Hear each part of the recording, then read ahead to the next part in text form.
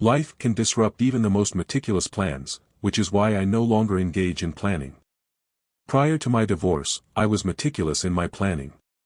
At work, I formulated backup plans for every potential emergency in my department. Today, I received a call from my ex-wife. Wife, whom I had not seen in over a year and was not eager to see, had been taken to the hospital. My daughter, Sammy, had been particularly insistent, so I drove back to town. It took nearly an hour to navigate the busy freeways to the city hospital, where Sammy had taken her mother. I parked and hoped I wouldn't be there long. At the information desk, I learned that my ex-wife had been admitted.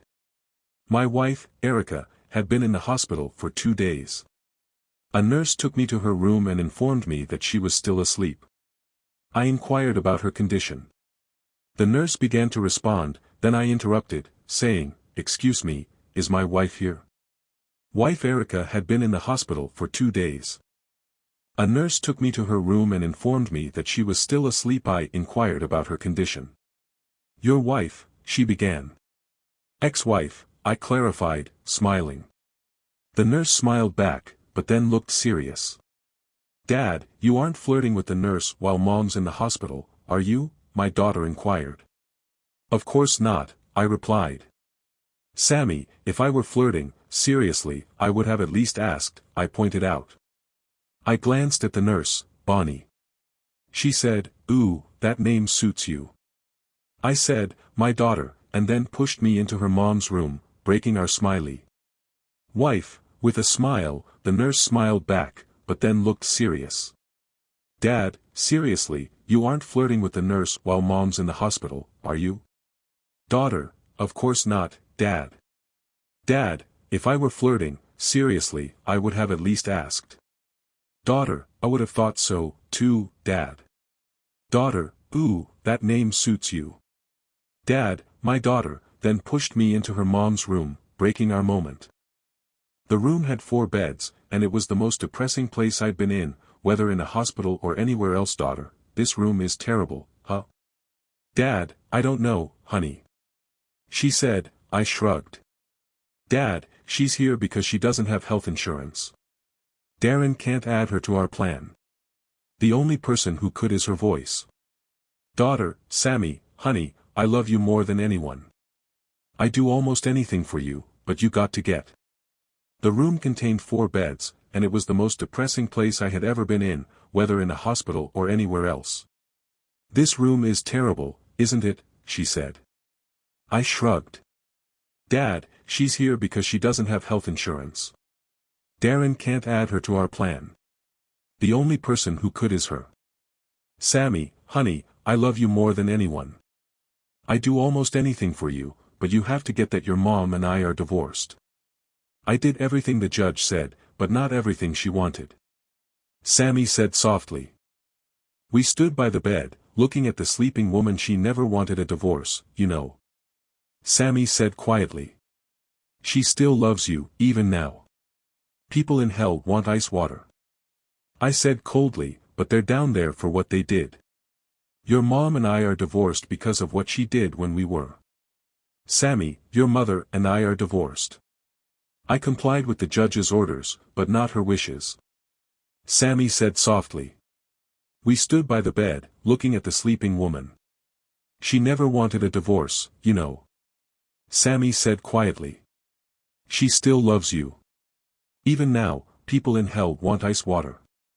I said coldly, but they're down there for what they did.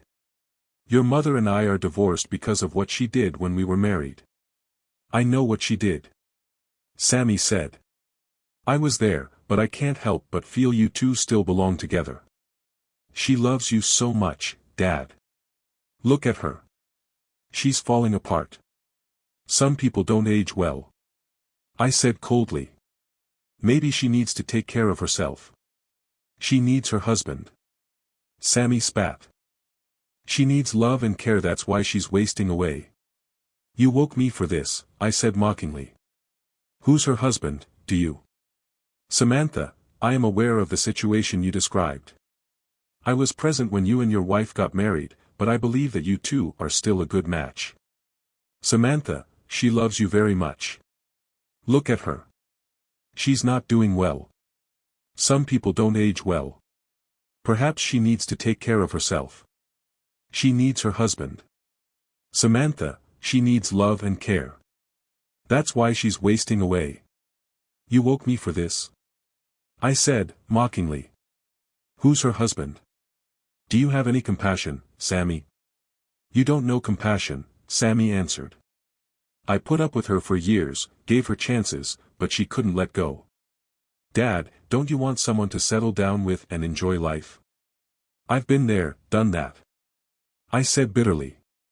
I thought I had found that person. Loved her enough to put my pride aside and try to fix things, even after I found out what she was doing, but she couldn't.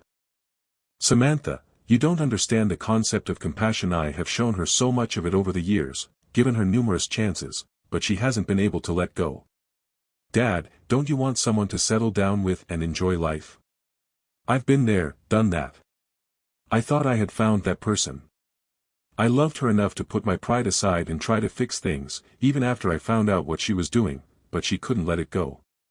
Some women can love two men at once, Samantha said, and some men can handle that. I replied, but not me. Why am I here anyway? I've been here since we brought her. Samantha, I need a break. I've been here since we brought her. I need to go home, shower, and see my husband. Darren sat with her yesterday, but he doesn't like Mom. He used to, but I stopped. 3 families are almost destroyed because of 2 messed up people. Perhaps they are better off together, Samantha suggested. Don't you have any compassion? Sometimes I struggle to find my heart, I replied. Exasperated, Samantha interrupted, you've already exacted your revenge. What more do you want? I didn't seek revenge, I said. I walked away. I still don't understand. Samantha replied, you're not the type to walk away. There's so much I don't understand. Perhaps they are better suited for each other. Do you not have any compassion? Samantha inquired. I am at a loss for words. I have destroyed it. Did you not already get your revenge? You have crushed her spirit. What more do you want? I did not get revenge. I walked away. I still don't understand. You are not the type to walk away. There's so much I don't understand. In the 2 years since the divorce, like what I asked, we split everything except the house. It just didn't make sense. She said Mom didn't want any of that stuff. She just wanted you, and it just seemed like you guys should have had way more money than you actually did. Your mom's lawyer went over all of our finances. I shrugged. Dad, then why are you driving a customized Mustang that my husband claims cost at least $50,000? 000, which is a significant amount. She inquired about the possibility of my credit being better, to which I replied that I would be willing to wait while she slept for a few hours. I will provide you with a break, honey. Hopefully, she won't wake up. If she does, I will call you immediately. What is wrong with her? Anyway, Dad, Mom has been diagnosed with severe depression symptoms. She is actually on medication for it. 000. When Mom can't even afford a car, she asked if my credit score might be better. I said, anyway, I'll sit here and play games on my iPad while she sleeps for a few hours. I'll give you a break, honey. Hopefully, she won't wake up. If she does, I'll call you immediately. What's wrong with her, anyway? Dad, Mom has been diagnosed with severe depression symptoms. She's actually on medication for it. For some reason, she took all of her pills at once. We had to have her stomach pumped. She also hasn't been eating the way she should, and she's been drinking too much alcohol. She's exhausted and dehydrated. We still don't know whether she took all of the pills by accident or if she was trying something. Sammy said so the chances are she probably won't even wake up right. Sammy stated that she had taken all of her pills at once, and we had to perform a stomach pump. She has also been eating less than usual and has been consuming excessive amounts of alcohol. She is exhausted and dehydrated. We are still uncertain whether she took all of the pills by accident or if she was trying something. Sammy said that the chances are that she will not wake up right. I asked her, and she confirmed this. I told my father that if she does wake up, he should be nice to her for me. Sammy kissed me on the cheek, and then she left the room. I sat down in the chair next to the bed and opened my iPad. I started reading a book, but I quickly lost track of it. My thoughts wandered back to 2 years ago, when this had all started. Ed, I inquired, smiling. Sammy, if she does, please be nice to her for me, okay? Sammy kissed me on the cheek and left the room. I sat down in the chair next to the bed and retrieved my iPad. I started out opening the book I was reading, but quickly lost track of the book as my thoughts wandered back to 2 years ago when this had all started. Ed, strange things for our kids. When Sammy was little, she liked making odd mixes of candy. I love her so much, so I'd eat whatever she made and say it was great. Once she invited us over for dinner. It was nice, but Samantha still couldn't cook. The roast was super dry. Darren kept refilling my drink, probably knowing the roast wasn't good. Luckily, I don't drink much, or I'd have been. We were discussing the peculiarities of childhood behavior, and Erica mentioned that when Sammy was young, she had a tendency to mix candy in unconventional ways. I adored her, so I would consume whatever she prepared and compliment it. During one dinner she hosted, the meal was satisfactory, though the roast was rather dry. Darren repeatedly replenished my beverage, likely anticipating that I would be unable to finish it. Fortunately, I don't consume alcohol regularly, otherwise I might have become inebriated. The gathering was a pleasant occasion to spend time with family. I spent time with Samantha's son, John, who was named after me. He was charming and, in my opinion, did not commit any errors.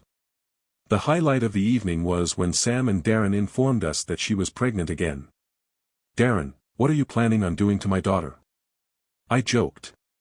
We discussed the typical subjects when our children are expecting. We all expressed our preference for the name Elizabeth if it's a girl. After Darren's, it was pleasant spending time with the family. I spent time with Samantha's son, John, who was named after me. He was adorable, and I thought he was very cute. The highlight of the event was when Sam and Darren told us that she was pregnant again. Darren, what are you doing to my daughter? I joked. We discussed the usual topics when our children are expecting. We all like the name Elizabeth if it's a girl, after Darren's. Mom, I suggested Peter for a boy, after Darren's dad, which he liked. Then things took a turn. You already have a grandchild named after you, Erica said. Let someone else pick this time. What do you have in mind? I teased. Let me guess, Erica for a girl, Eric for a boy. Well, actually, I was thinking Randall. She said we could call him Randy.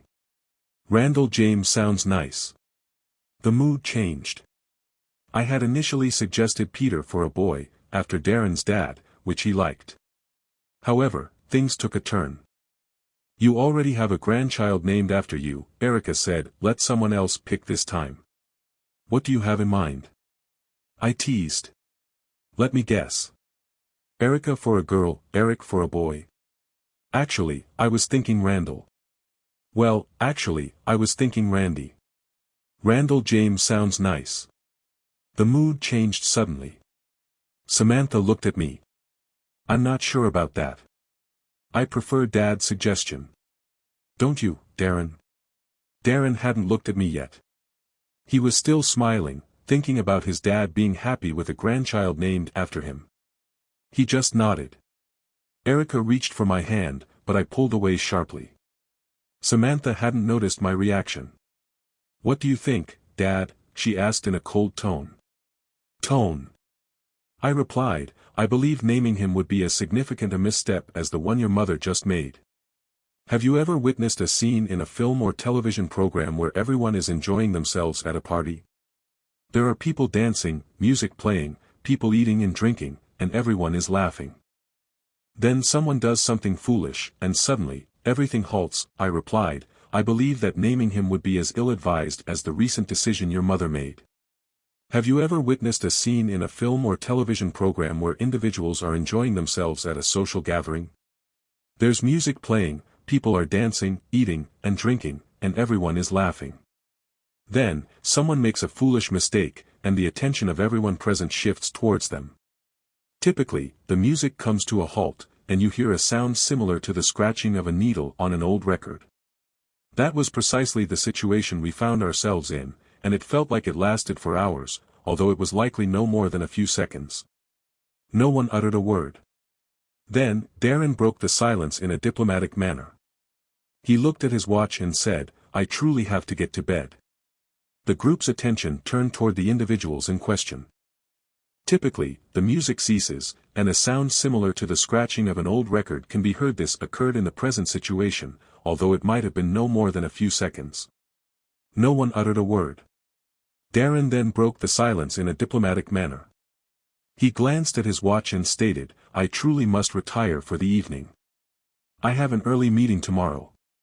Thank you for a most enjoyable evening, Darren." "I love you, Sammy," I replied. As I proceeded toward the exit, Samantha called out to me, "What is wrong with you? Are you forgetting something?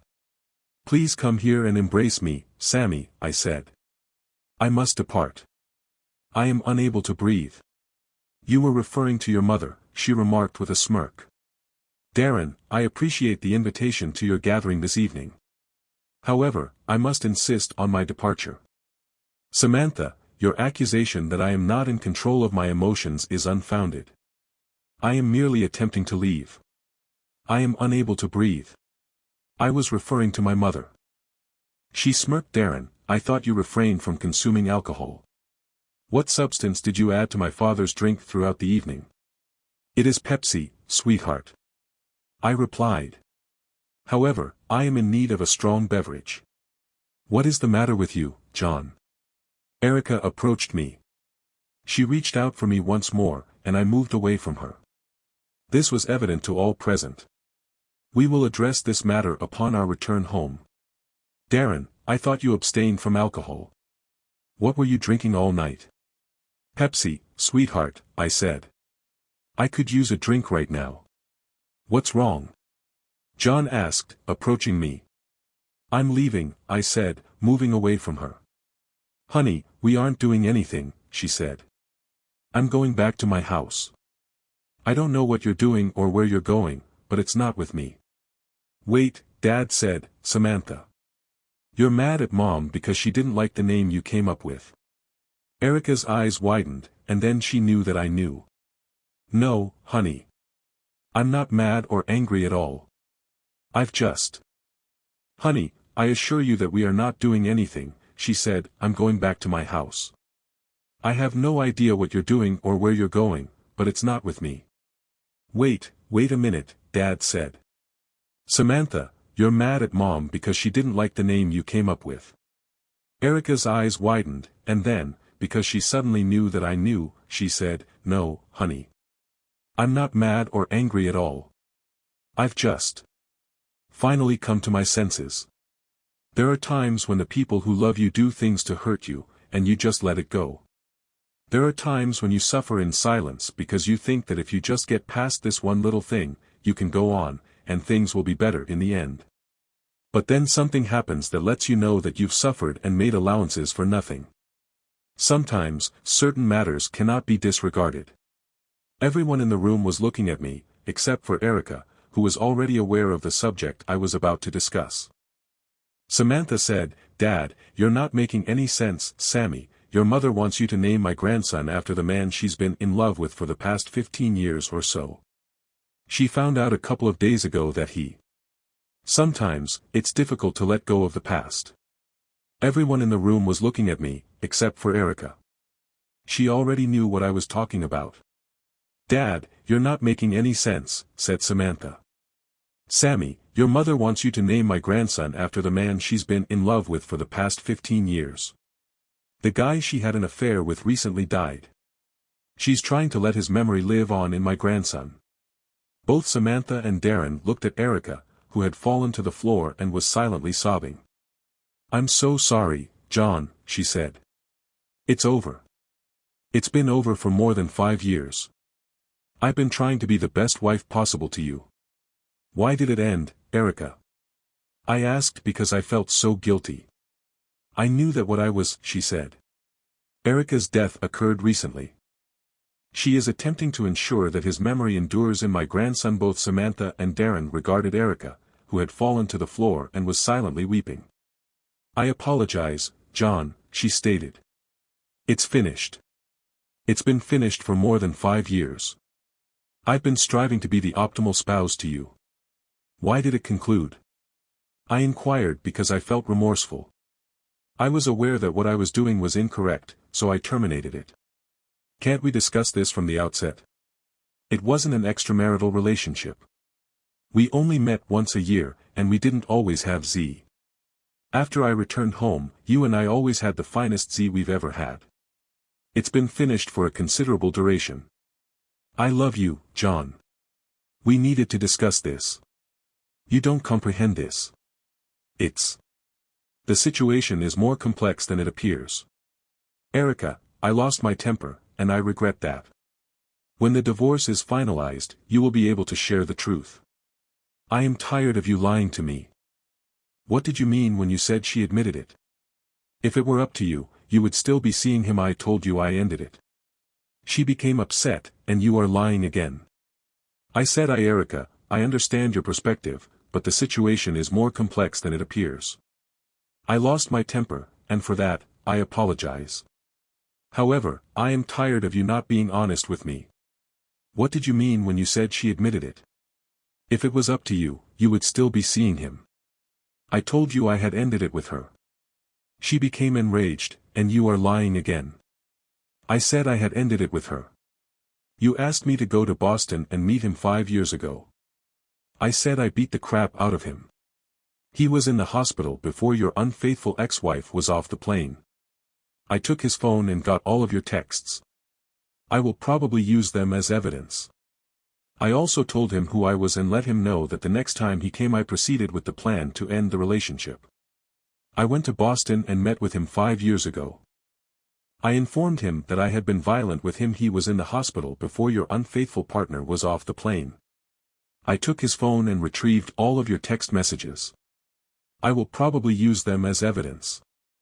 I also informed him who I was and that the next time he came anywhere near you, it would be his last day on the planet.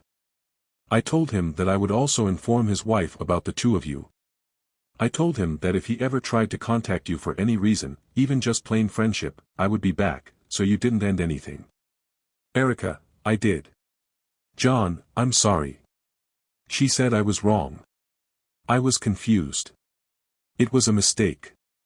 I'm sorry, too. Erica, I was wrong. I was confused.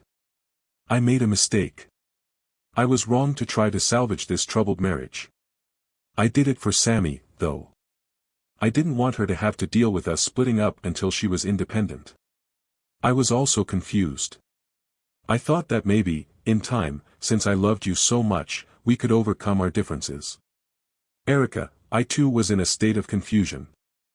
I made an error in judgment. I was mistaken in my attempt to salvage this troubled marriage. I did it for Sammy, though. I didn't want her to have to deal with our separation until she was independent. I was also in a state of confusion. I thought that perhaps, in time, since I love you so much, we could overcome this. Instead, I made a mistake by not ending this sham. Then I really tried to make it work, but you were right, honey. You did end something the moment you uttered his name tonight. You ended our marriage. I walked right out of the house, got into my car, and drove away. I spent a long time that night just driving around. The sound of my Mustang's engine and the thrill of speeding through the moonlit night provided some relief. I turned off my phone to avoid disturbances. Despite my initial reaction, I was not as upset as it seemed. I had been aware of the situation with Erica for over 5 years and had been preparing for the divorce in various ways. Erica was likely more taken aback by the events of this evening than I was. This was primarily because she was unaware of my knowledge of her extramarital affair, and secondly because she only became aware on this occasion of the reasons for the termination of the relationship. She had traveled to Boston for a conference, the same one she attended annually. She reserved a room in the same hotel as usual. The conference was a one-day event. Erica was likely more surprised than I was by tonight's events. She was unaware of the affair, and it was only then that she learned the reasons behind its conclusion. She had traveled to Boston for a yearly conference, as she always did, and had reserved a room at the hotel she typically stayed at. The conference was a one-day seminar that she had always informed me was 2 days long. After the conference concluded, she had dinner with Randall. They conversed in the restaurant until it closed. She even mentioned me a couple of times. Then, when the restaurant closed, they exchanged a very nice kiss, and Randy informed me that the seminar was 2 days long. After the conference ended, he and Mary dined at a restaurant and conversed until closing time. They mentioned me a couple of times. Then, after closing time, they exchanged a kiss, and Mary returned to her room. Randy left the restaurant and went to his car to drive home. As Randy got to his car, I was sitting on the hood. "Hey, that's my car," he said. "I'm sorry," I said. "It's wrong for people to bother things that don't belong to them, isn't it?" Randy agreed. "Let's not talk about it," he said. Randall returned to his room, exited the parking lot, and drove home. As he approached his car, I was sitting on the hood. "Hey, that's my car," he said. "I'm sorry," I replied. "It's wrong for people to bother things that don't belong to them, isn't it?" Randy agreed. "Let's not talk about that. Let's talk about Mary, your wife, who is currently waiting for you at your house on Sycamore Street. It's probably too late for me to go over there to talk to her right now. I should probably wait until tomorrow to visit her." "I'm calling the police," said Randy. I pulled out my phone and tried. "Randy, you can call the police anytime you want.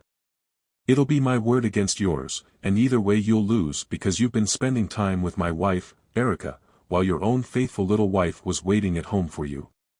We'll come out, Randy. Randy, you're at liberty to call the police at any time. It'll be my word against yours, and either way, you'll lose because of your infidelity with Erica while your wife was waiting for you at home." Randy's face went pale. "I'm not the sharing type of guy, Randy," I said. "I think you've made a mistake. I do know Erica, but we haven't spent any time together," he said. He looked at me and saw how serious my face was. "Okay, we had dinner together tonight. Some of the things we learned at the conference were interesting." Face went pale. "I'm not the sharing type of guy, Randy. I think you've made a mistake," I said. "I do know Erica, but we haven't spent any time together," he replied. He looked at me and saw how serious my face was. "Okay, we had dinner together tonight. Some of the things we learned at the conference were interesting, and we both wanted someone to talk about them with. But that's it. Nothing happened. We just lost track of time," I said. You had me worried," he said. He smiled at me like he was glad we cleared everything up. I punched him in the face as hard as I could. He went down like a bowling pin. Then he got up and he then attempted to flee, but I intercepted and struck his head, which caused him to stumble and fall. I proceeded to physically subdue him, and his face was significantly contused. I expressed my concern to Randy, stating that I had been under the impression that I would not be able to address the matter.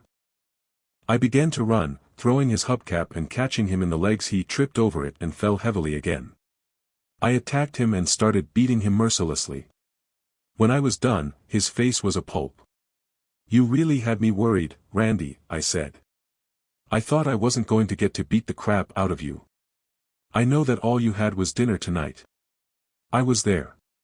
What about last year or the year before? How long has this been going on?"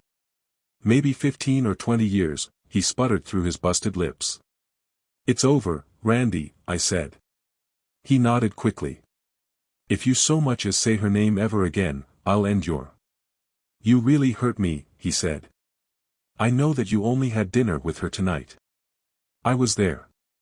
What about last year or the year before that?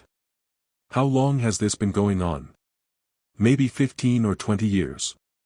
He paused, then continued. "It's over, Randy," I said. He nodded quickly. "If you so much as say her name ever again, I'll end your marriage and your life. Are we clear?" He nodded again. "Don't visit her," I said. "Don't write her, or even call her. There will be no further warnings." He nodded. "The next time we talk, it won't be this pleasant," he said. I got it. Randy. The next time we talk, it won't be this pleasant. I said. Apparently it worked when I got back home. Erica was her usual after the conference. Randy, the next time we talk, it won't be this pleasant. I said, apparently, it worked when I got back home. Erica was her usual self after the conference. Self, she tried to kill me with love-making, but I just didn't go for it. Usually, after she came back from the conference, we'd go off on vacation somewhere together. That year, I pretended to be too busy to get away, as hard as I tried to put the whole thing behind me. I couldn't. A big part of my brain was in Judas Priest mode. Most of you are not familiar with the band Judas Priest, a heavy metal group. Their most critically acclaimed album was Screaming for Vengeance, and that was how I felt. I couldn't calm down. I wanted blood. I wanted someone to pay for my pain. The adage, misery loves company, applies here, and I sought someone to share in my misery. Through business connections, I selected Randy, and I terminated his employment. I did not disclose my involvement, opting not to take credit for the action. My satisfaction with the outcome was sufficient, and I had no regrets. It provided a sense of satisfaction similar to the warm glow I experienced when doing something nice for Erica, but in this case, it was the satisfaction of doing something bad to Randy. I have spent the last 5 years of my life ruining his. I was certain that a divorce for Erica and me was unavoidable. Why didn't I confront her and file for divorce? Despite her actions, I was hesitant to do so. Despite her transgressions, I still held genuine affection for her and wished to offer her another opportunity. However, my rational mind implored me to prepare for the worst. I informed Erica that our department was undergoing a period of salary freeze. Despite my subsequent receiving a raise and a promotion, I was able to secure a promotion that I had been working towards for years. However, I did not disclose the substantial increase in my salary to Erica. Instead, I redirected the majority of the new income to accounts that Erica was unaware of. 2 years later, I received another promotion and a subsequent raise. I again did not disclose this information to Erica. The reason for my decision to withhold this information was that I wanted to maintain a professional and personal separation. Years later, I finally received a salary that was double what I had previously received. I did not disclose this information to Erica.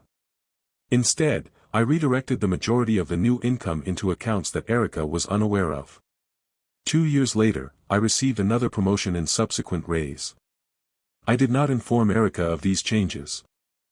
The reason for my concealment was that, in the event of our divorce, Erica would have no understanding of my actual income. She would assume that I was still making $40,000 per year, which would inform the terms of our divorce. My boss had experienced significant difficulties in his divorce, so he was willing to assist me by officially listing me as a mid-level employee. In the context of my divorce, my spouse was unaware of my actual income. She believed that I was still earning $40,000 per year. Consequently, the divorce was based on this assumption. My boss, who had experienced significant challenges in his divorce, was willing to assist me by officially listing me as a mid-level manager. No one outside the company inquired about the rationale behind all the other managers reporting to me. It appeared to align with the company's operational practices. A significant portion of my salary, amounting to 3/4 of my total compensation, was regularly remitted to another company that, from an external perspective, appeared to be one of our vendors. I was not an officer of that company, nor did I hold any ownership stake. In exchange for utilizing their names, I provided them with fishing excursions on an annual basis. They were all listed as volunteers, ensuring that there were no salary or tax implications for them. The funds from that company were directly deposited into my offshore account. I established an account so that the funds could be traced if necessary. On 2 occasions, I withdrew a portion of the money. One withdrawal occurred after Samantha and Darren's wedding, when I made a significant down payment on their house. This was done to assist them in avoiding significant financial strain at the start of their marriage. I did not purchase the house for them.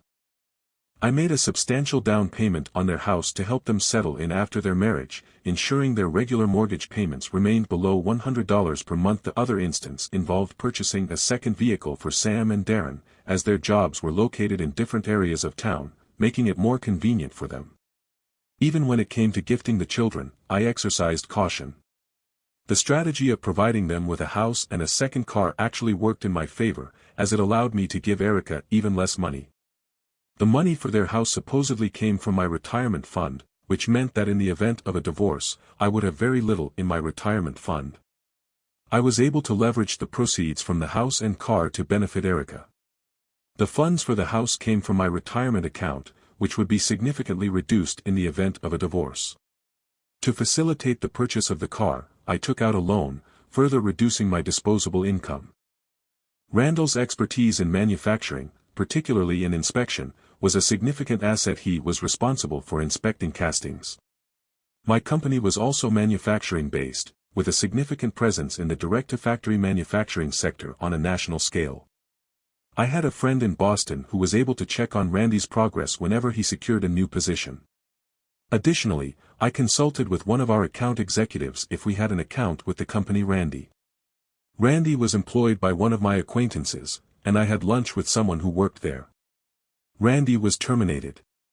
If we didn't have an account with Ree's new company, we got one, and then Randy was terminated. I maintained a spreadsheet on my computer that was dedicated to keeping track of Randy and all of his misfortunes, some of which I didn't even cause. After a while, Randy's reputation in the manufacturing community was so. His reputation was so bad that he couldn't even interview for a job. Just before Randy passed, his last jobs were in landscaping or day labor. Randy's misfortune also took its toll on Ree's marriage. His wife returned to work to help support the family, and I never touched her or her career because I had nothing against her. I also did my best to make sure that Randy's kids got everything they deserved. I was personally responsible for enrolling Randy's daughter in law school. I created a scholarship specifically for her and provided it to her. However, the scholarship ended the year she received her degree. The scholarship deposited the full amount into an account that she was unable to locate. Her grades were exceptional, and she received several bonuses during her time in school from her anonymous benefactors. Randy's inability to financially support his family was challenging for him. He was a proud man who aspired to be self-sufficient. The provider was satisfied with the outcome, and his pride in his work was evident. However, he began consuming alcohol in excess, which over time led to an obsessive behavior. It should be noted that he never exhibited violence or abuse towards his wife or daughter. Nevertheless, by the end, he had become a far cry from the man he once was. I also examined the changes my actions brought about in me. I, too, was no longer the man I'd been when I first discovered my wife's infidelity. I had always been a soft-spoken, easygoing person. I had been open and honest for most of my life. However, the trauma of discovering the fact that the woman I loved had repeatedly and consistently betrayed me had a profound impact on my mental state. When I looked in the mirror, I couldn't help but recognize that I was dealing with a psychopath who had methodically and maliciously planned the systematic destruction of a man whose only mistake had been engaging in a brief romantic encounter with the wrong woman. Despite this, I still saw myself. I still saw John Forrest, an upstanding and devoted family man, as the one who had been wronged. Shouldn't a villain have some kind of distinguishable characteristics? In the past, perhaps all villains wore black hats. I even considered trading my Mustang for a black one, but I had considered those matters and found myself unable to stop. My wounded heart sought retribution more than healing, my soul cried out for vengeance far more than forgiveness. As I witnessed Erica's life unravel, I recognized that I simply did not trust her. It is a grave issue to lack trust in the individual with whom one has pledged to share their life.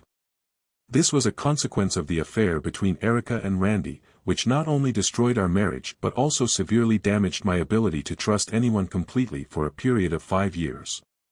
The affair with Randy took a significant toll on my emotional well-being, and it also had a substantial impact on my professional life.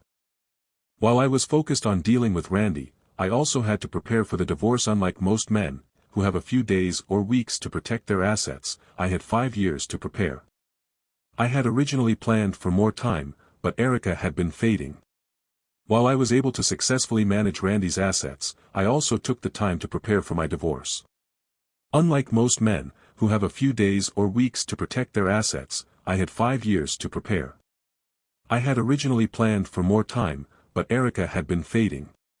When we divorced, she was still relatively attractive. I had intended to wait until she was on the full downswing, but Randy hadn't been able to keep going for as long as I thought. For 5 years, I had hidden and squirreled away as much money as possible. I didn't need to worry about the house. After the divorce, I had intended to wait until she was on the full downswing. However, Randy had been unable to maintain this for as long as I had anticipated. For 5 years, I had been accumulating and storing financial resources. I did not need to worry about the house that we lived in because it was not ours. The home had been in my family for generations. We lived in it because my parents, who were still alive, did not require a residence that size. When I went through the divorce, I made sure the lawyers were aware that my parents owned the house and simply allowed me to live there rent-free. When Erica returned from the conference, she texted Randy about how much she had enjoyed their dinner together and how wonderful the kiss had been. She also told him that she missed the times when they had made love, but she was glad that this year, there had been no infidelity on her part. She had always felt guilty about being unfaithful to me, as she was sure that Randy felt the same way about his wife. She told him that their current zest romance was actually better because they could enjoy their relationship that way until they both died with no guilt on either side. Maybe they were growing older and their love didn't need to be expressed physically. Just being together was enough. They'd be together forever. And she ended the text with, "Until next year, my love." I read that text as I was awaiting my luggage at the airport. I was overwhelmed with emotions, and I felt a strong desire to express my frustration with Erica. Despite my feelings for her, my perspective on our relationship had significantly changed. It was challenging for me to maintain composure during those moments. Upon Erica's return home, I was seated in the living room, watching a football game. She entered the room and embraced me, attempting to kiss me. I moved away from her and informed her that I had a cold and was not wanting to infect her. I suggested that we take this weekend to recuperate. She replied, smiling, "What is happening this weekend?" I inquired. "You and I are going out," I replied. "On vacation together," as she mentioned. "We always go after my conference, which I find uninteresting. Perhaps you could consider taking Sam on a mother-daughter vacation this year. I'm unable to take time off work this week, but it's the weekend, so it would only be a 2-day absence. Imagine 4 nights and 3 days in Hawaii, just the two of us. It's an appealing prospect. We might never leave the hotel room. I purchased a variety of new items to wear for you." I pondered how many of those items Randy would have seen. If they had reconciled earlier, Erica, we would have had to deal with a wage freeze, and the company would have had to find ways to cut costs. I had to ensure that they never perceived me as a cost that could be reduced. I assured her that I understood, and she said that she would go call Sam. She wanted me in the bedroom within 10 minutes of getting upstairs. I went up the stairs and heard her talking to my daughter, Samantha, on the phone at the same time. She texted Randy again, wondering whether he had received her previous text. It disgusted me when I realized that she had done this. Erica did not retire for the evening. Rather, she sought me out. I reclined on the sofa, feigning slumber. Over the ensuing weeks, I came to terms with the situation. It was a significant adjustment. I became a far superior actor than I had ever imagined possible. We engaged in sexual relations, more or less, as. She did not come to bed, rather, she came looking for me. I reclined on the couch and feigned sleep. Over the course of the following weeks, I came to terms with the situation. It was a significant adjustment. I became a far superior actor than I had ever imagined possible. We still had sex, more or less, as we had before. I am unaware of whether Erica enjoyed it as much, but I certainly did. I no longer had to concentrate on pleasing her because I simply did not care whether she reached orgasm or not. He had to look at things from a completely different perspective. I no longer viewed Erica as my wife and my love. Instead, I regarded her as simply another woman with whom I was engaging in physical intimacy. Our relationship was characterized by a certain raw and unromantic nature, yet it was also more adventurous. During the period of guilt following the conference, when Erica sought to reassure me of our relationship, she rarely rejected my advances. This marked the first instance of our engaging in sexual relations in that manner, despite the passage of years into our marriage. However, Erica did voice her discontent, stating that she was not the type of woman to engage in such activities. I inquired about the individual's whereabouts the following year, during the conference. I observed her closely, searching for any indication of communication with Randy. I examined her phone account online to verify if she had received any calls from the Boston area. She had not received any calls, but she had sent multiple text messages to Ree's phone. She grew increasingly frustrated as Randy did not respond to her messages. She contacted a few of her acquaintances who were also acquainted with Randy and learned that he had experienced a series of unfortunate events. This was the first she had heard of his recent misfortunes. Following the conference the previous year, he was assaulted and robbed. He was also terminated from his position, and his whereabouts were unknown. She sent him several text messages inviting him to meet her for dinner at her hotel, but he did not respond. Her final attempt was when she enlisted a friend who knew Randy to go to his house and inform him that she wanted to hear from him. Randy told the friend that he didn't remember her, and since he no longer worked in the industry, he saw no reason to contact her, especially since he wasn't attending. Erica was devastated when she learned that she would not be able to attend the conference this year.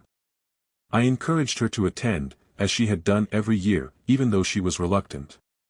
I pointed out that her situation this year would be no different from last year. I asked her what had changed, even though I already knew that my flight landed 2 hours after hers.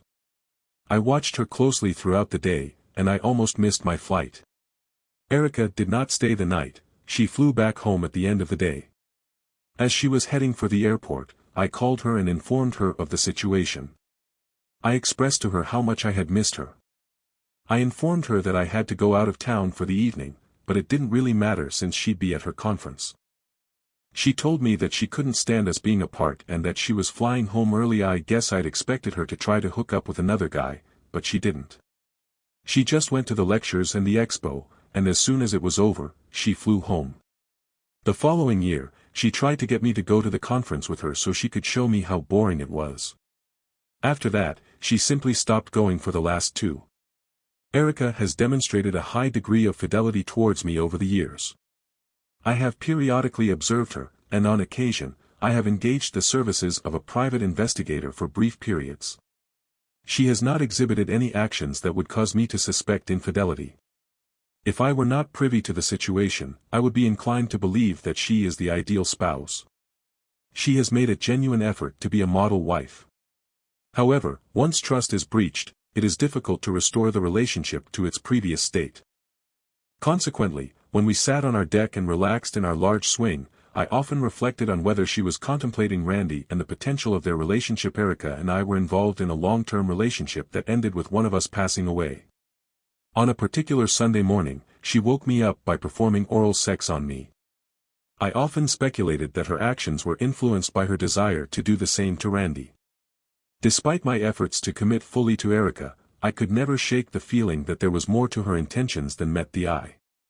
For the past 5 years, Erica has functioned as a maid with benefits, and in the 2 years leading up to the divorce, her services were quite costly.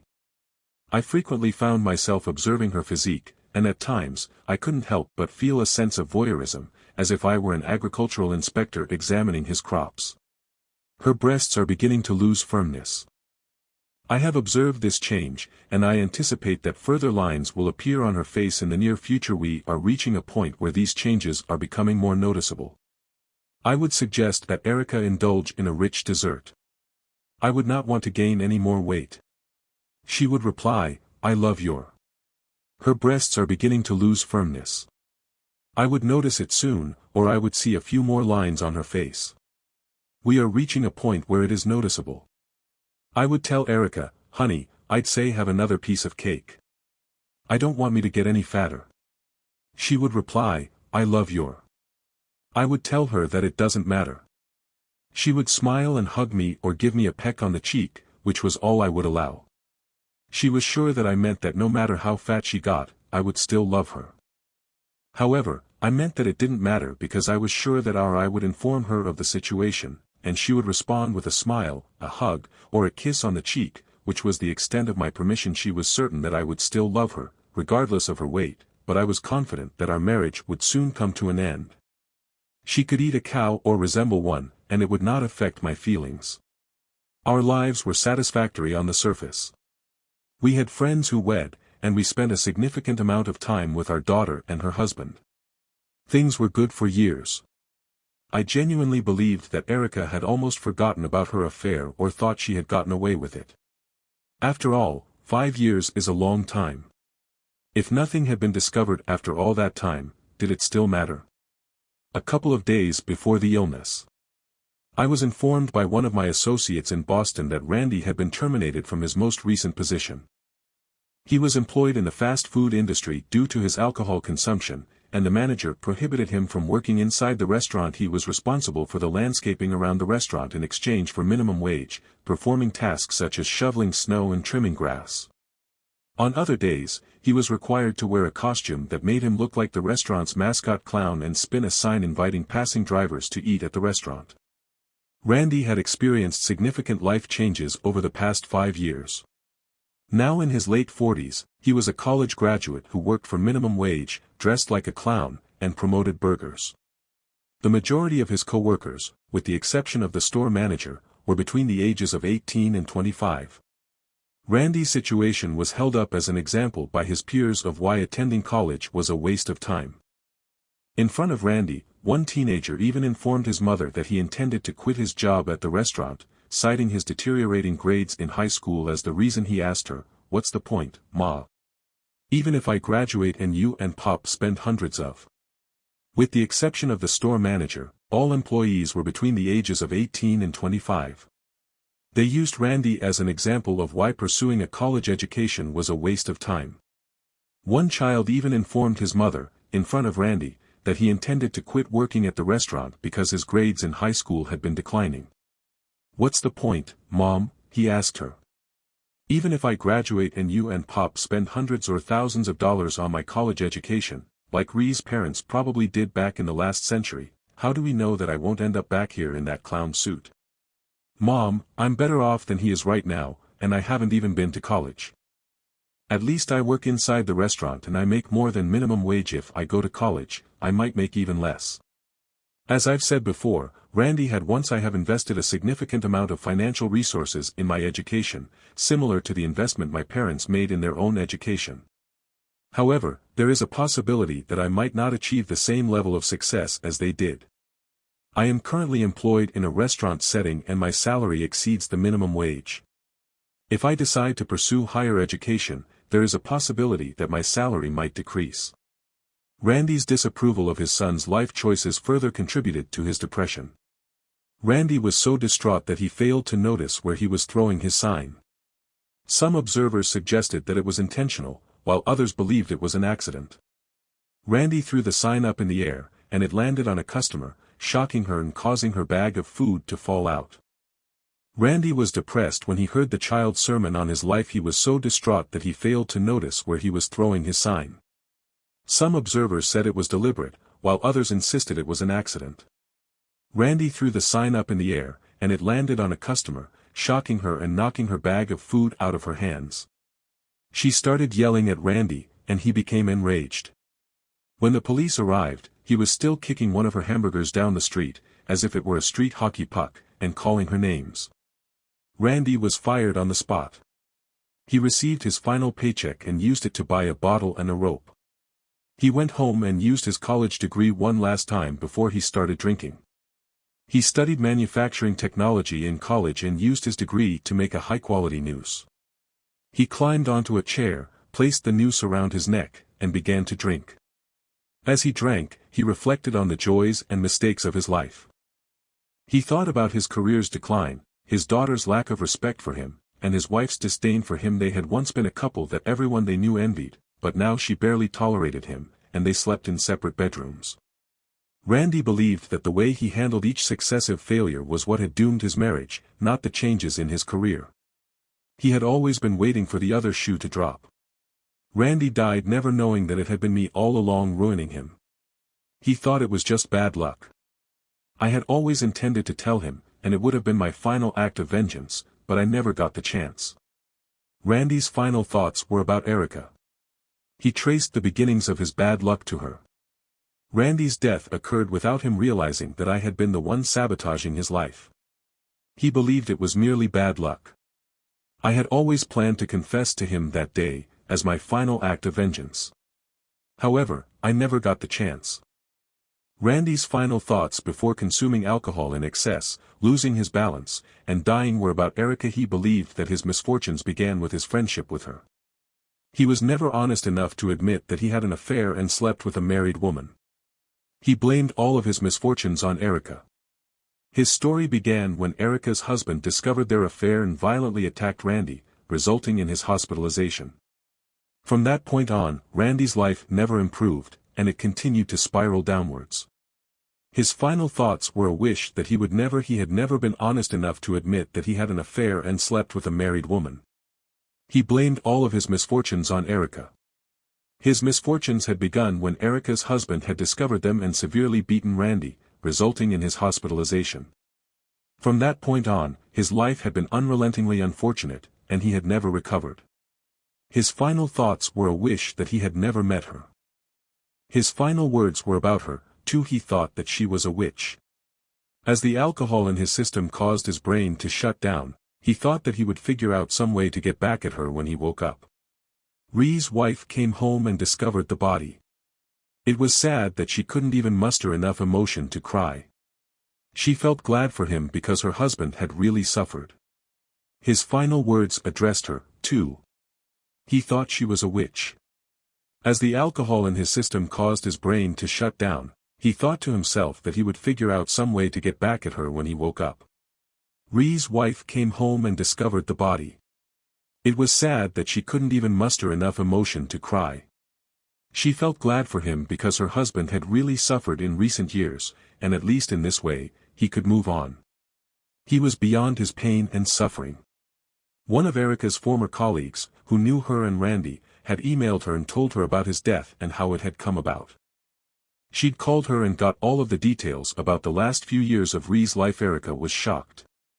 I'd heard from my PI before Erica was notified, so I knew to expect. In recent years, he was able to move on from his past. He had overcome his pain and suffering.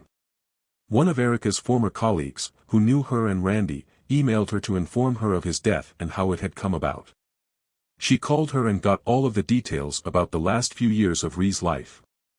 Erica was shocked that I had heard from my PI before Erica was notified, so I knew to expect something. She was definitely off of her game. I watched her and couldn't tell if it was because she'd lost someone that she loved or if she was just thinking about how fleeting life is.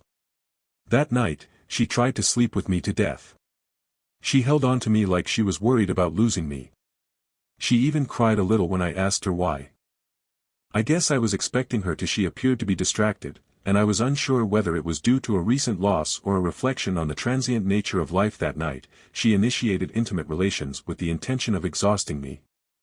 She exhibited an emotional response, evidenced by holding on to me and shedding tears when I inquired about her motivations.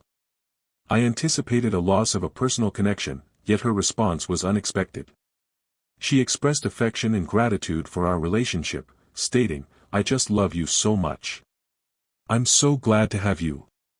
I don't know what I'd do if anything ever happened to take you away from me." Her actions revealed her vulnerability, and during the second round of intimate activities, we engaged in sexual relations as usual. I engaged in behaviors that I typically avoid. I was taken aback when she revealed that she had lost a friend from her past, but her words were far from that. She expressed her love for me and her gratitude for our relationship. I inquired about the possibility of her leaving me, to which she replied that she would never do so. During the second round of our encounter, I engaged in behaviors that I had not exhibited in years. Instead of engaging in vigorous physical intimacy, I spent a considerable amount of time kissing her, holding her, and expressing my love for her. I naively believed that I was healing and could trust her again. It was as if a scab had finally formed over my wounded heart over the past 5 years. The next night, as we dined with Sammy and Darren, and I held hands as we ate, and we exchanged longing glances. Samantha inquired about the longevity of our relationship, given the years we had been together.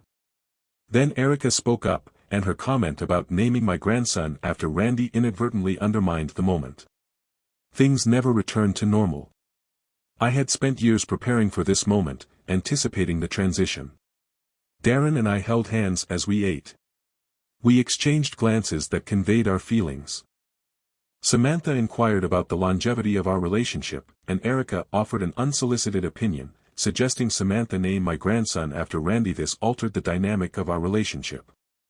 I had invested years in preparation for this moment, and I understood then why my efforts with Randy had not been sufficient.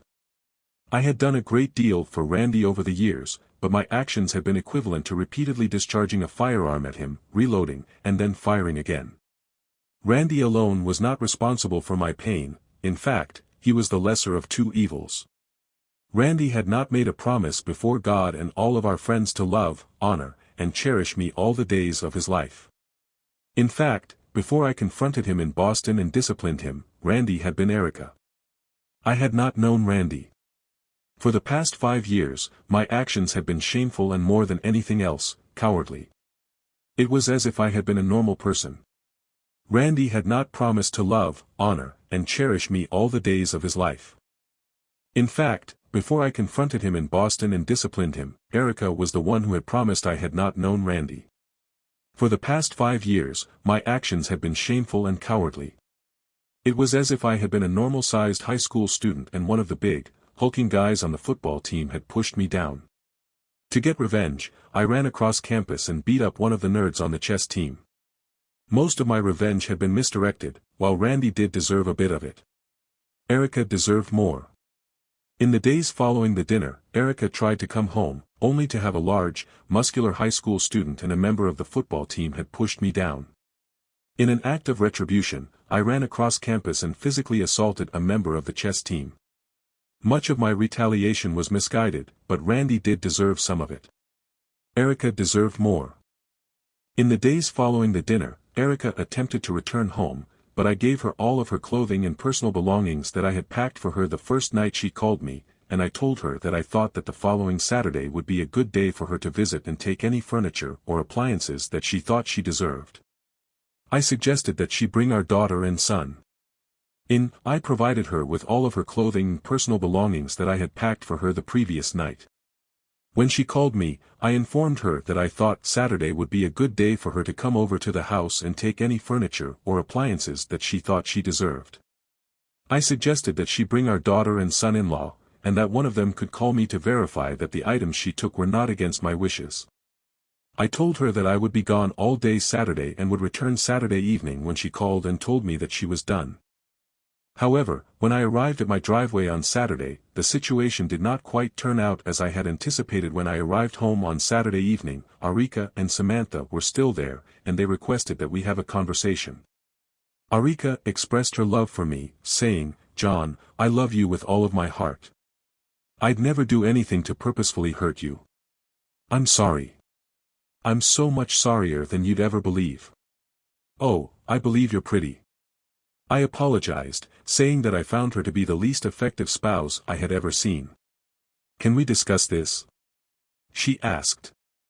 We had been together for nearly 30 years. We couldn't abandon all that history because of something that occurred a long time ago. "John, why didn't you address this with me when you found out?" "I can't. John, I'm starting to understand a lot of things now. I understand why there's been a wall between us for the past few years. This is the reason, isn't it? Imagine how much pain you've been carrying around with you for the past 5 years. I'm beginning to understand a lot of things now. We've been together for almost 30 years.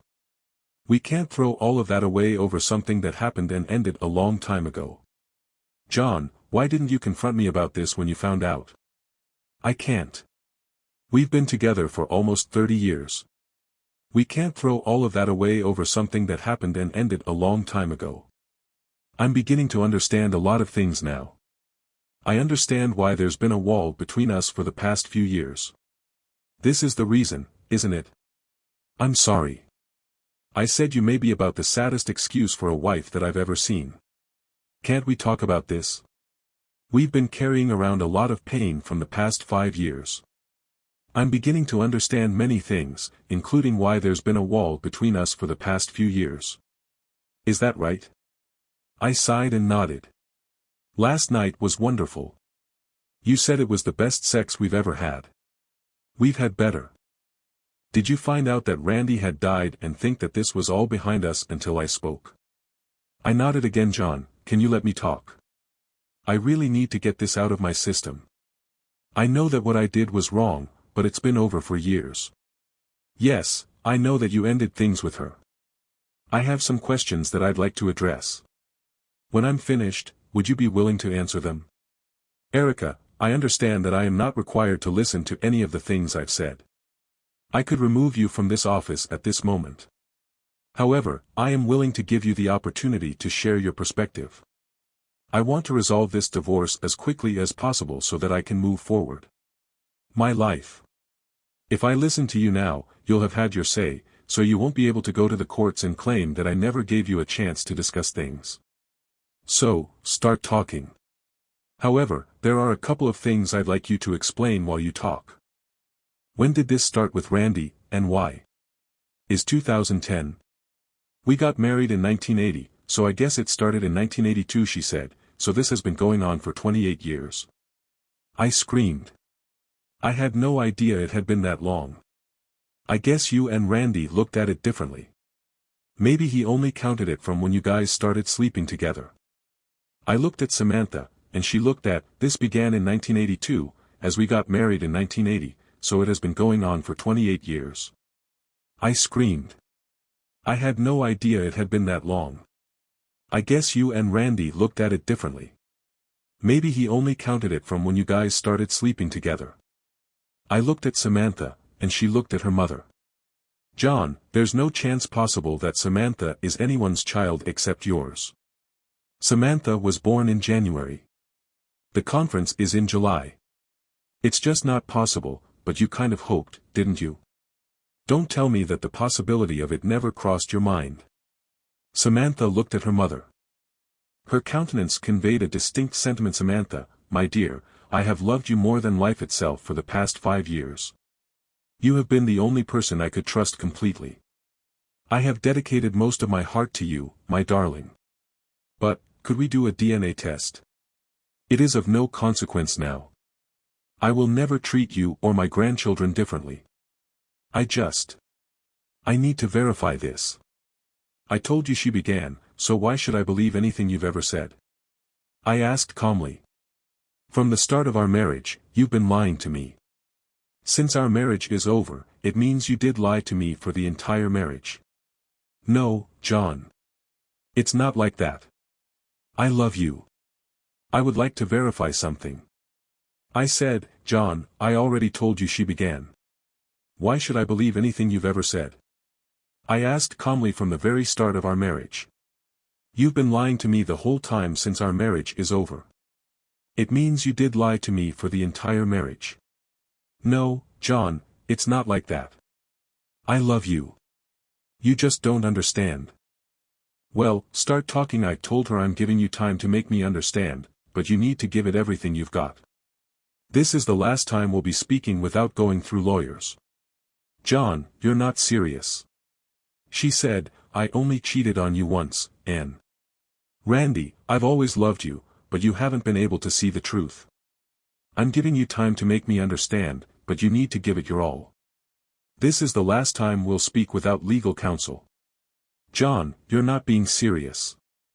I only cheated on you once, and that was years ago. It isn't worth ending 30 years of marriage for. For the past 5 years, I haven't seen or heard from Randy. You're punishing me for something that ended a long time ago. I think that's unfair. You're not thinking straight. I know you haven't. I said you know I haven't. What she asked, I know you haven't. It has been 5 years since we last spoke. I understand that it is difficult to move on from the past, but I believe it is important to maintain perspective. I have not seen or heard from Randy in 5 years. I know you haven't either. I did attempt to contact him 4 years ago, the year after the last conference we attended together. I tried to ascertain his arrival time at the conference for our yearly gathering, but he did not respond to any of my texts. I also tried to contact him through other channels. It has been 5 years since you last heard from Randy. You did attempt to contact him 4 years ago, the the year after the last conference you attended together, to inquire about his arrival time at the conference for your yearly gathering. However, he did not respond to any of your texts. You reached out to friends, who informed you that he did not recall you. He did, but he was afraid that if he answered, you would either severely beat him or inform his wife, potentially ruining his marriage. She said, smiling, "How do I know that?" I asked. The last thing you sent to him was 5 years ago. Friends, he told you that he didn't remember you. He did, but he was afraid. He knew that if he answered you, I'd either severely injure him or, worse, inform his wife, which would ruin his marriage. She said, smiling, "How do I know that?" I asked. The last thing you sent to him 5 years ago, a text message in which you told him that your love would last until one of you died. It's barely been 5 years, but oh, wait, he is dead now, isn't he? But then again, maybe you weren't lying after all. You did love him enough to try to get Sam to name my grandson after him, even though it cost you our marriage. John, I understand your confusion. You may not recall that I had been married for 2 years when I attended that conference. It was there that I met Randy, who was very kind. I missed you dearly, and it was the first time I had been away from you. I frequently left the lectures to try to call you, but you were working. Randy, and John, please understand that the situation was different. She said that we had only been married for 2 years when I attended that first conference. I met Randy there, and he was the nicest person I'd ever met. I missed you a lot. It was the first time I'd ever been away from you. I kept leaving the lectures to try to call you, but you were working. Randy was so much like you, he just made me feel comfortable. The next year, we met again, and we got even closer. We even had dinner together. We talked and talked until they threw us out of the restaurant.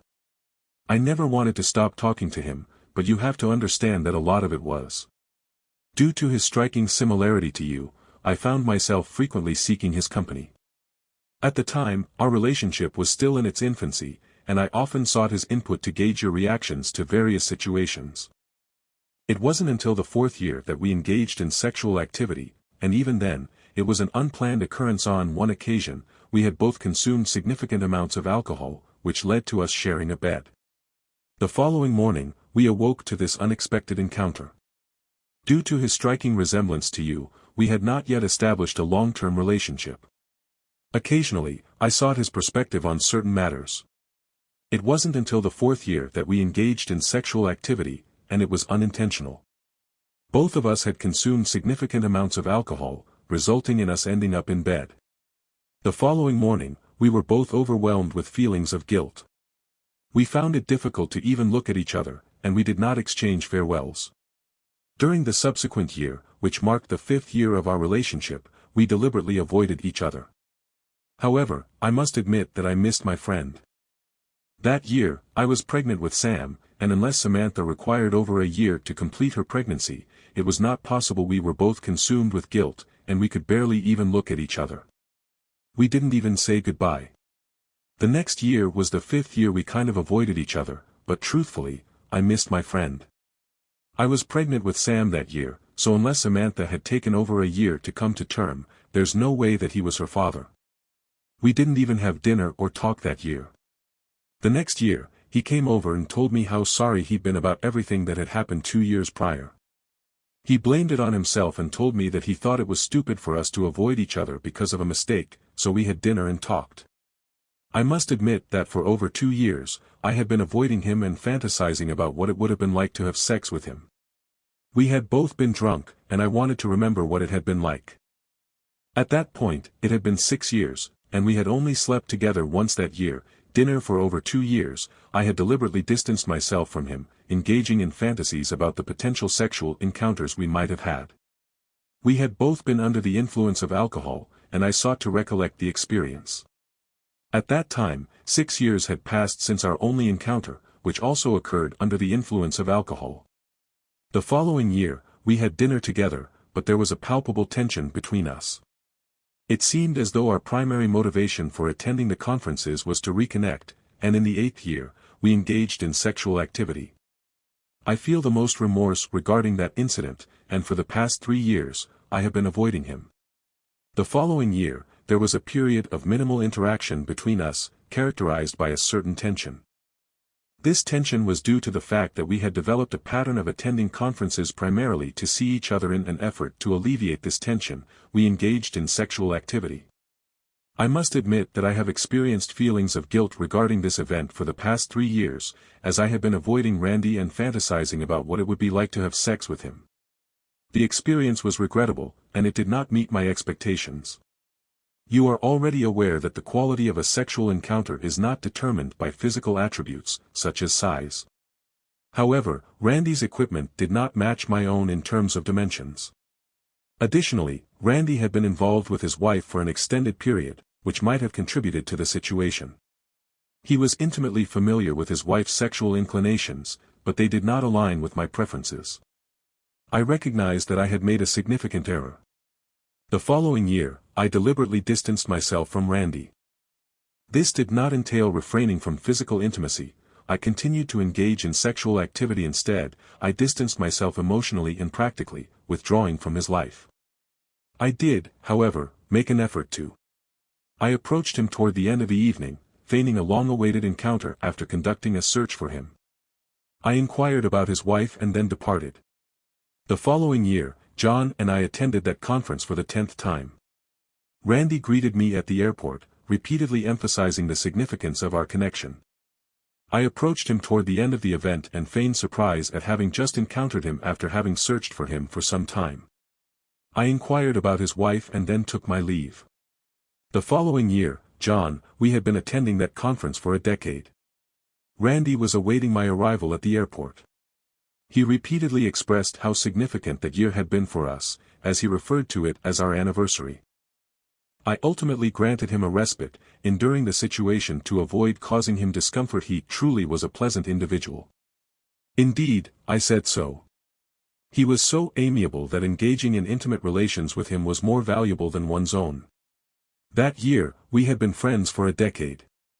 It was as if it were our anniversary, so I gave him a mercy sleep and endured it because I didn't want to hurt his feelings. He was a genuinely nice guy. In fact, he was so nice that sleeping with him was worth more than your own. John, you have to understand that he was a lot like you. I didn't want to hurt his feelings, and it only happened once a year. There was nothing wild or strange about it. It was like old people's ex. On the other hand, look at what you and I do. There was no comparison. Randy wasn't experimental. It was like. Randy and I were very different in our approach to physical intimacy. He preferred romantic encounters devoid of physical affection. I, on the other hand, have never performed oral sex on him, and our encounters have always been within the confines of a single location. Erica, you may not fully comprehend this either. I initiated a shift in our physical intimacy after discovering your existence. Consider this, I permitted you to perform oral sex on me, yet I no longer reciprocate. I am no longer engaging in intercourse with you. We engaged in intimate relations without any emotional connection. I refrained from providing oral stimulation, and he had only been in one location. As you can see, Erica, this is a complex situation. I mentioned that we began exploring new experiences after I learned about you. Consider this, I allowed you to perform oral stimulation, but I no longer engage in that act. I am refraining from engaging in any intimate acts with you. My decision to be with you was driven by a desire to have an experience that Randy lacked, but also by a desire to cause you pain and compel you to engage in actions you were reluctant to pursue until a few nights ago, when you stated that it was the most fulfilling intimate experience we had ever had. You and I have engaged in intimate relations with numerous individuals, yet none have matched the depth and intimacy experienced with you. Our encounters were devoid of any emotional connection or romantic involvement. You were merely a physical presence, a bed partner. This led to a sense of disappointment, and I spent the subsequent years grappling with this emotional void. I found solace in the knowledge that each year, I would eagerly anticipate our annual meetings with Randy at the conference. We engaged in sexual relations on a regular basis. While I initially felt reluctant, I came to recognize the necessity of enduring these encounters. However, over time, I began to devise justifications. At times, I cited my menstrual cycle as a reason, while at others, I pretended to have a yeast infection. This pattern persisted for approximately 3 years, after which we would resume our intimate activities. I would then take a few years off from these encounters, and the cycle would repeat. By the time the 4th or 5th year had elapsed, we had not engaged in sexual activity for a substantial period. John would often discuss his feelings regarding his relationship with me, expressing a deep affection for my company. However, it was challenging for me to comprehend the extent of his sentiments. We frequently conveyed our mutual affection, but I never fully embraced or reciprocated those feelings. My primary concern was to avoid causing him pain, and consequently, I chose to inflict it upon myself. John inquired about the nature of the injury. She asked, how was the injury sustained? It had persisted for over 2 decades. During that period, you had engaged in sexual activity with me for a significant portion of those years. I engaged in sexual relations with Randy on approximately 000 occasions, and I found them all to be highly satisfactory. I had sexual relations with Randy approximately 8 times at the most, and I found every instance to be disagreeable. If I had prioritized Randy over you, I could comprehend the situation. However, that was never the case.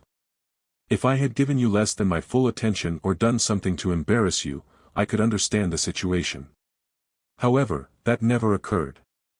I love you too much to behave in such a manner. This was a once-a-year occurrence, and it took place so far from where we lived that no one who knew us would have been in the vicinity. Therefore, it is impossible for you to have previously experienced embarrassment regarding this matter, and even the year that you physically assaulted Randy and brought the matter to a conclusion. It was already coming to an end on its own. Given your knowledge of my communications with him, you are probably also aware that we discussed during dinner how much more fulfilling it was for us to enjoy each other's company without engaging in sexual activity. That relationship would have concluded naturally in due course. I had no intention of engaging in sexual activity with him again. That was my interpretation of, we were better without the guilt. I was simply attempting to terminate the relationship in a graceful manner. I anticipated that the relationship would naturally drift apart. John, I ask you to believe me when I say that I love you. I love only you. Whatever I did with Randy was a stupid mistake that I made a long time ago, and I didn't know how to get out of it. You and I have so much more history, love, and life together. Please don't throw it all away. I sat back and looked at her, trying to process everything she'd said. I could see the anger in her eyes, but I also recognized the pain and sincerity in them. This was the woman I'd loved for decades. She was the mother of my child, my partner in life. But Erica, I understand your feelings of betrayal. You made a mistake and regret it, but you did in fact betray me and us. Every time you met with him and said you loved him, you took something away from us. You destroyed I understand your situation, Erica. I understand that you made a mistake and regret it, but the fact remains that you have been unfaithful. You have been unfaithful to me, to us, every time you met with him, every time you said you loved him. You have taken something away from us, destroyed my trust, my faith in you, in our marriage. While I can see that you're sorry and maybe even understand why you did what you did, I don't think I can ever get past it. Tears streamed down her face as she listened. John, please, she whispered. I will do anything to make this right. Anything. I would like to express my trust in you and our marriage. While I can see that you are sorry and perhaps understand the reasons for your actions, I do not believe I can ever move past this. Tears streamed down her face as she listened. John, please, she whispered. I will do anything to make this right. I will do anything. Just give us another chance. We can go to counseling. We can work through this. Please don't end our marriage over something that's been over for so long. I shook my head. It's not just the affair, Erica. It's the lies and deception. For 28 years, you've kept this from me. For 28 years, you've. Samantha, I implore you to consider the impact of your actions on our marriage. The affair and subsequent deception have been a source of tremendous pain and strain over the past 28 years. You have prevented me from making informed decisions about my own life and my relationship with someone who has caused me so much harm. I urge you to consider the choices available to me, including the option to end this marriage. I recognize that you have taken away my right to make these decisions on my own, and I ask you to respect my autonomy in this matter." Erica nodded in agreement. She was comforted by her father. Samantha said, "Mom has made mistakes, but she's trying to make it right. Can't you at least try to work through this for me, for the grandkids?" I looked at my daughter, the pain in her eyes mirroring my own. "Samantha, I love you. I love you more than anything, but this issue has been a source of emotional distress for years, and I am unable to continue living in this state of uncertainty." Erica attempted to interject, but I cut her off, stating, "Erica, I do not wish to hear any further comments on the matter. You have already expressed your perspective. Erica, I'm not able to move forward with you in this situation. I've tried to be patient, but I've reached my limit. I'm ready to move on with my life. I understand that you have your own needs, and I'm fine with you taking whatever you need from the house, but I need to be out by the end of the week." "Dad, please," Samantha begged. "I'm sorry, Sam," I said, my voice breaking, "but I need to do this. I can no longer tolerate this betrayal." Erica collapsed into a chair, her body shaking with sobs. Samantha knelt beside her, trying to console her. I stood up and walked out of the house. The weight of years of betrayal and pain pressed down on me as I drove away. I reflected on the years we had spent together and the memories we had shared. It was painful to consider that Erica's affair and her lies had tainted all of those memories. However, I understood that staying with Erica would only prolong the pain. I needed to find a way to heal and move forward with my life. I spent the next few days organizing my affairs. I filed for divorce and made arrangements for Erica to move out of the house. Samantha tried to talk to me several times, but I couldn't bring myself to discuss it further. I decided to focus on the future, and on the day Erica moved, I was ready to move forward with my life. The day of Erica's move was a mixture of emotions. She took only what she needed, leaving behind many of the items we had accumulated over the years. As she exited the premises for the final time, she turned to look at me. Her eyes were filled with sorrow. "John, I'm so sorry," she said, her voice barely a whisper. I understand Erica's perspective. Her departure was a somber occasion. She gathered only the essentials, leaving behind a significant portion of our shared history. As she exited the premises, she cast a final glance at me. Her eyes brimmed with emotion. "John, I'm sorry," she said, her voice barely audible. "I understand, Erica," I replied, acknowledging the sentiment but emphasizing the need for more than words. With those words, she departed, leaving me to face the challenges ahead. I recognized the difficulty of the road ahead, but I was also determined to find a path to rebuild my life, to find peace and contentment once more. Over the next few months, I concentrated on myself. I dedicated myself to my work, spent time with friends, and even began dating again. It was challenging, but I gradually started to heal. I understood that while Erica's betrayal had been devastating, it didn't define me. I was stronger than that, and I could find happiness again. Eventually, Samantha came to terms with the divorce. She still loved her mother, but she understood why I couldn't stay. Our relationship strengthened as we supported each other through the challenging times. In the end, I found peace in knowing that I'd done what it was the best decision for me. I reclaimed my life and my happiness, and while the scars of Erica's betrayal would always be there, they no longer controlled me. I was free to move forward and build a new future, one filled with hope and possibility. 5 years have passed since that fateful day when I finally walked away from Erica. I've spent those years rebuilding my life, but the pain and betrayal still echo in my mind, especially after the shocking revelation that Samantha isn't my biological daughter.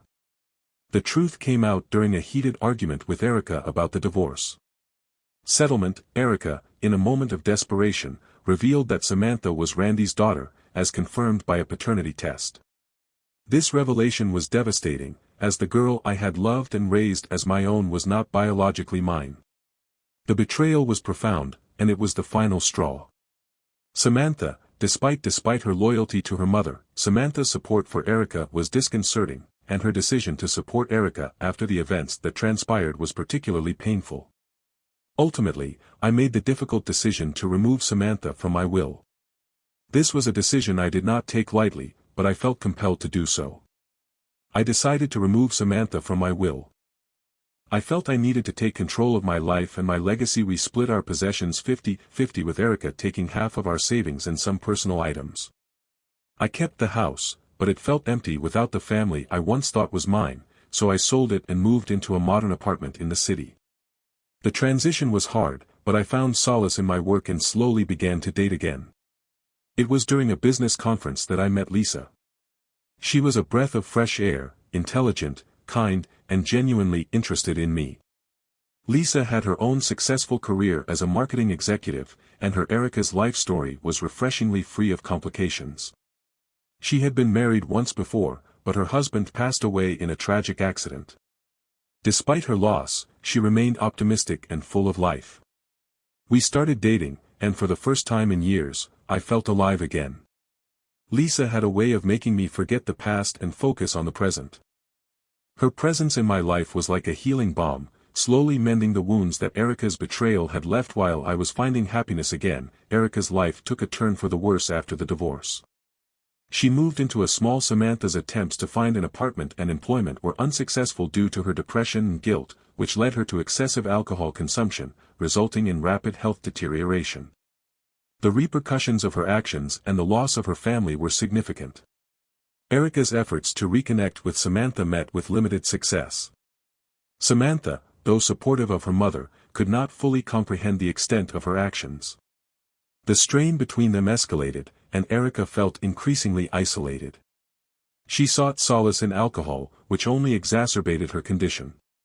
Eventually, Erica lost her professional life was marked by challenges, and her once vibrant appearance began to fade as she grappled with personal issues. I learned from mutual acquaintances that she had been hospitalized on multiple occasions for alcohol poisoning and severe depression. While I found this difficult to hear, I decided it was best not to reach out. The woman I once loved had caused significant harm to my life, and I felt it was important to protect my newfound happiness. Despite her efforts, Samantha, despite her attempts to assist, her mother's situation remained unresolved. Lisa and I got married last year. Our wedding was small and intimate, attended by close friends and family. It was a day filled with love and hope for the future. Lisa's presence, and I am grateful for the second chance at happiness that life has given me, and I am focusing on the life I have with Lisa. I am also grateful for the strength and joy that Lisa brings to my life. We have built a new life together, free from the shadows of the past. Looking back, I realized that the years of pain and betrayal were a necessary journey to bring me to this point. I have learned that forgiveness isn't always about the other person, it's about freeing yourself from the chains of the past. While I may never fully forgive Erica or forget what she did, I am working on it. I have found a way to move forward and embrace the happiness I deserve. Erica's downward spiral is a tragic reminder of the consequences of betrayal and the importance of honesty in relationships. As for Samantha, I hope that one day we can rebuild our relationship, but for now, I focus on the life I have with Lisa. I am grateful for the second chance at happiness that life has given me.